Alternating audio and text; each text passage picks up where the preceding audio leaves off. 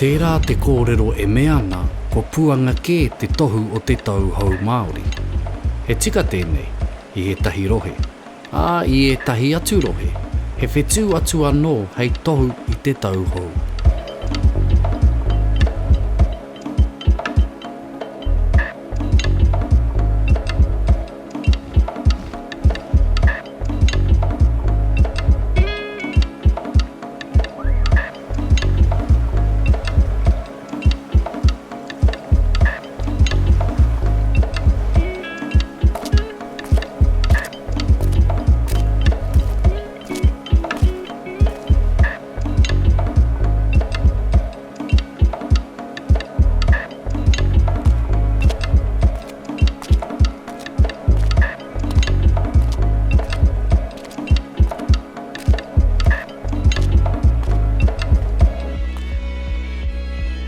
I te hiko o te ika me rēkohu, ko te rewanga o puanga te tohu i te huringa o te tau.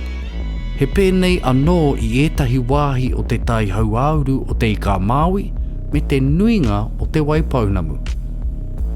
Nō reira, ko puanga te whetū o te tau hou, ko matariki rānei.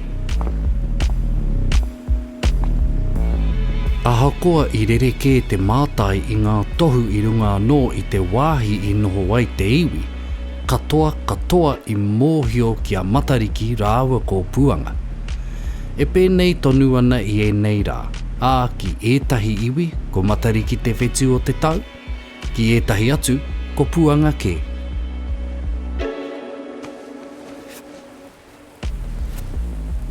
I te mutunga iho, kei tēnā iwi te tikanga, ko e hea tohu o te tai au hei whai mā rātou, hei tohu i te tau hau Māori.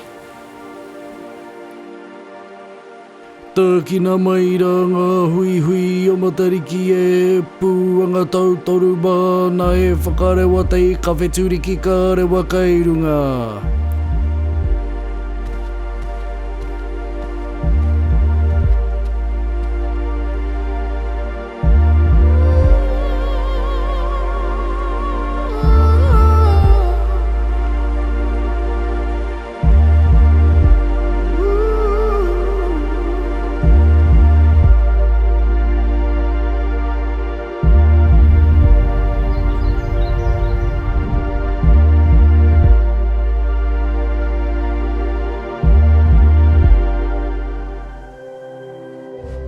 Ko te reo